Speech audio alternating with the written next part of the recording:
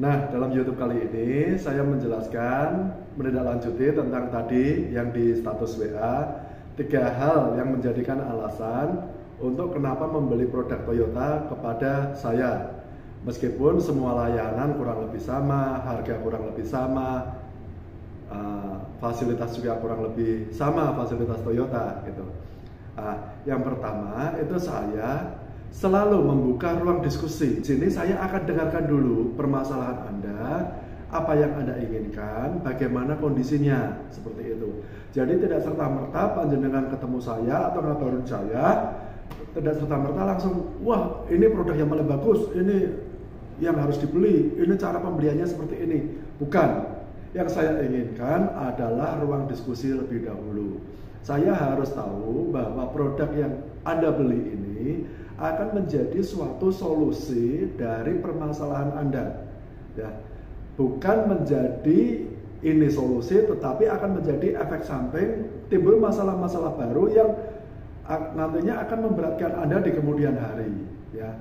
Jadi saya membuka ruang diskusi terlebih dahulu. Apakah produk ini layak untuk Anda miliki? Apakah produk ini layak untuk Anda beli? Nah, contoh, misalkan Anda saat ini ada uang 100 juta rupiah, sedangkan Anda menginginkan untuk membeli suatu produk saya, Innova Venturer yang harganya 500 sekian. Nah, di situ akan kita diskusikan apakah produk Innova Venturer ini adalah yang benar-benar Anda inginkan, yang benar-benar Anda cita-citakan, seperti itu. Kalau memang seperti itu, semua komplit, solusi saya hanya satu. Anda nunggu uang 100 juta ini terkumpul menjadi sekitar 150-an lah, untuk menjadi uang muka kredit, seperti itu. Tetapi kalau Anda hanya sekedar membutuhkan mobil, memenuhi fitur tersebut, saya bisa menyarankan untuk Toyota Calya atau Avanza atau Veloz. Nah, ini nanti yang bisa kita diskusikan lebih lanjut untuk produknya. Nah, proses pembeliannya pun bisa kita diskusikan lagi. Apakah akan beli tunai atau beli kredit? Nah, di sini saya tidak akan serta-merta menyarankan, oh beli kredit aja, oh beli tunai aja. Itu sesuai dengan permasalahan Anda, sesuai dengan kebutuhan Anda, gitu kan?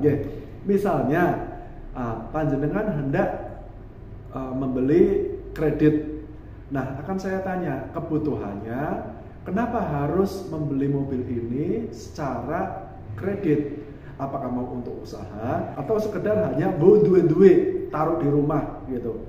Kalau hanya untuk duit taruh di rumah, saya sangat tidak menyarankan Anda membeli mobil ini secara kredit. Karena bagaimanapun kredit, semurah apapun kredit, itu tetap mahal apabila dibandingkan panjenengan beli tunai. Karena apa? Karena ya utang dimanapun, panjenengan misalnya utang 1 juta, pasti dapatnya nggak sampai 1 juta. Tapi saat Anda mengembalikan, itu pasti di atas 1 juta. Itu per 1 jutanya loh, ya. Nah, di sini selisihnya itu harus kita pertimbangkan. Apakah ini setimpal atau worth it apabila saya mengeluarkan uang lebih, tetapi saya mendapatkan mobil lebih awal dibanding saya harus nabung. Kalau memang itu worth it, oke, ambil kredit. Saya carikan leasing yang paling cocok untuk Anda. Di sini belum tentu yang paling murah itu yang paling cocok, belum tentu. Yang paling cocok untuk Anda. Itu tugas saya untuk mencarikan, dan saya akan memberikan banyak perbandingan, paling tidak 2 atau 3 perbandingan hitungan kredit yang paling cocok untuk Anda. Itu saya membuka ruang diskusi seperti itu. Nah, itu tentang kesetimpalan atau kelayakan atas Anda membeli mobil tersebut. Apabila panjenengan, wah aku rak seneng kredit, aku beli cash aja. aku mau beli second aja. Nah, beli second pun kalau memang ini bukan ranah saya, hanya saja di sini apabila kita sudah kenal, kita bermitra, kita diskusi, saya akan menyarankan kira-kira misalnya uang 100 juta dapat mobil second apa. Saya tidak akan menyarankan untuk membeli uang 100 juta untuk membeli mobil yang seharga 100 juta atau 90 juta. Saya pasti akan menyarankan mobil yang seharga 60 sampai 70 juta. Spare-nya adalah untuk cadangan biaya perbaikan atau adaptasi panjenengan dengan mobil yang second ini. Minimalnya yang paling kelihatan adaptasinya adalah adaptasi nama STNK. Mau nggak mau nama STNK ini harus Anda rubah ke nama Anda. Nah, itu biaya dan itu harus dicadangkan gitu kan. Kalau punya uang 100 juta, jangan beli mobil yang harga 100 atau 90 juta. Maksimal lah di 80. Karena untuk spare itu kurang lebihnya 20 sampai 25%. Itu spare perbaikan, penggantian ban, servis, oli, dan yang pasti itu nama STNK. Nah, seperti itu. Itu yang pertama, tentang kelayakan. Untuk yang kedua ini yang seperti tadi saya jelaskan di WA, status WA. Kenapa beli dengan Budi Toyota dengan saya? Karena ya mohon maaf, pengalaman saya di sini selama 22 tahun lebih saya jadi orang dalam Toyota. Artinya memang produk yang saya jual adalah produk Toyota, gitu ya. Saya tidak menjual produk lain selain produk Toyota.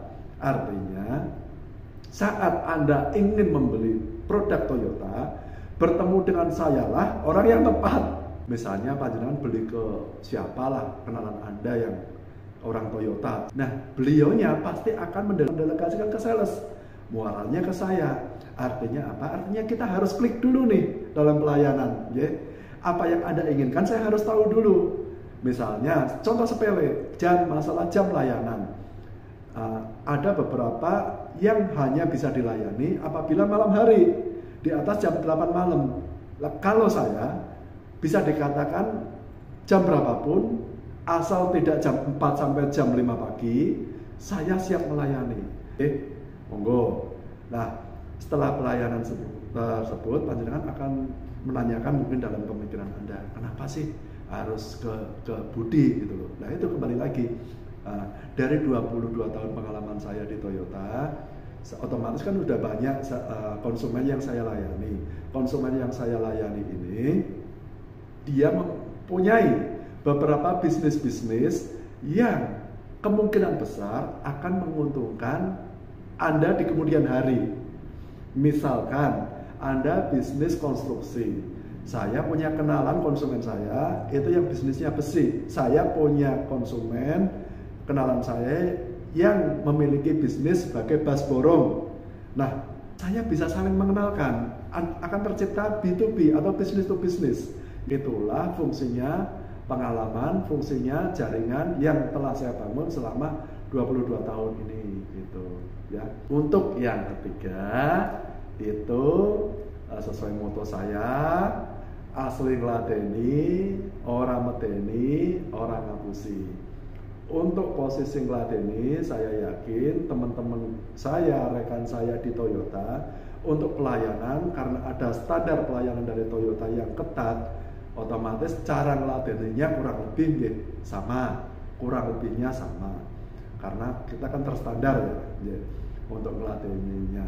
Terus untuk orang medeni itu gimana sih gitu loh. Nah, seperti yang tadi saya bahas, saat saya mengarahkan suatu produk dan Anda membeli ke saya berharap ini menjadi solusi dan tidak jadi permasalahan baru.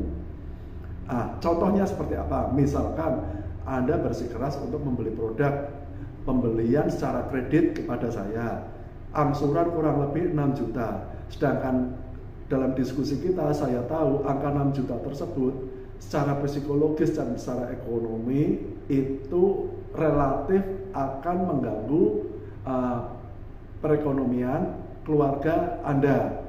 Ada pos-pos yang harus dikurangi atas kredit ini, gitu loh. Nah, di sini saya akan mensolusikan. Anda nabung dulu dengan uang muka yang lebih besar sehingga angsuran lebih rendah, atau Anda akan saya sarankan memakai tenor yang lebih panjang dengan angsuran lebih rendah, atau saya untuk menyarankan tipe yang lebih terjangkau harganya gitu untuk mengurangi angsuran tersebut. Disitulah fungsi saya orang medeni di kemudian hari gitu aja. Nah, orang ngapusi ini boleh dikatakan jujur atau terbuka, tidak ada yang disembunyikan di sini. Ada kalau mungkin ada orang yang mengatakan ya, penjual atau sales itu pasti nggak ada yang jujur. Kalau Anda berpendapat seperti itu, monggo. Tetapi yang saya yakini, yang saya percaya dan saya alami di dalam suatu bisnis, kejujuran itu adalah satu-satunya mata uang yang berlaku di dalam bisnis apapun. Mata uang yang berlaku di dalam bisnis apapun itu adalah kejujuran. Bahkan di bisnis kita yang legal, yang nggak melanggar hukum gitu ya. Bahkan di bisnis yang ilegal atau pekerjaan mohon maaf yang haram sekalipun, kejujuran ini masih dihargai kejujuran ini. Ya contoh misalnya kita lihat ada suatu komplotan atau apa yang melakukan suatu kegiatan ilegal. Mereka saat bermitra, mereka juga sangat menghargai kejujuran ini, keterbukaan ini. Begitupun saya, apalagi ini bisnis legal. Nah, saat Anda berdiskusi dengan saya, Anda sudah menelpon saya, kita sudah berjumpa. Inilah saya menganggap Anda sebagai mitra. Nah, saya berkeyakinan antar mitra itu tidak ada yang disembunyikan, tidak ada kecurangan-kecurangan. Saya akan terbuka, gitu loh. Dalam diskusi kita pun saya terbuka. Bahkan saat kita berdiskusi dan hasil kesimpulan diskusi ini menyatakan bahwa panjenengan sebenarnya mohon maaf belum butuh mobil, misalkan saat hitung-hitungan ternyata setelah angsuran atau apa, saya melihat di situ ada potensi kerugian yang akan menjadikan kerugian Anda di kemudian hari. Saya akan sangat terbuka untuk mengingatkan ini ada potensi kerugian di kemudian hari. Contoh yang sudah ada contoh, misalkan Anda di bisnis yang berlaku kuantiti, misalnya kain, beda penanganannya dengan Anda yang berbisnis retail, misal beras. Saat kain, panjenengan membeli 1.000 yard dengan membeli 10.000 yard, harga per yardnya kan beda gitu ya. Harga per yardnya beda. Saat Anda membeli kredit, saya akan sangat menyarankan untuk DP yang kecil aja. Uangnya bisa diinvestasikan untuk olah, karena dengan DP kecil otomatis uang yang untuk panjenengan beli kain ini kan lebih besar.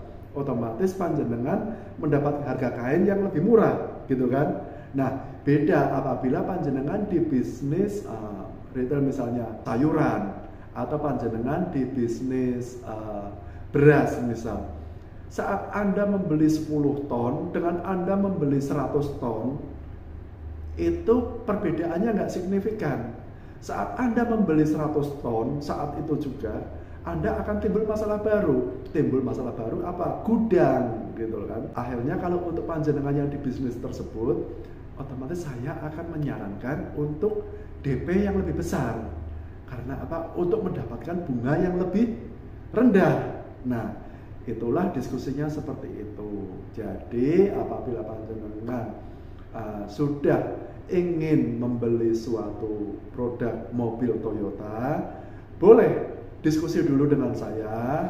Ini nomor WA saya, atau bisa telepon, bisa WA. Diskusi dulu, gitu loh. Apapun hasil diskusinya, itu akan menjadi solusi atau bagian dari solusi Anda, seperti itu. Gitu. Terima kasih.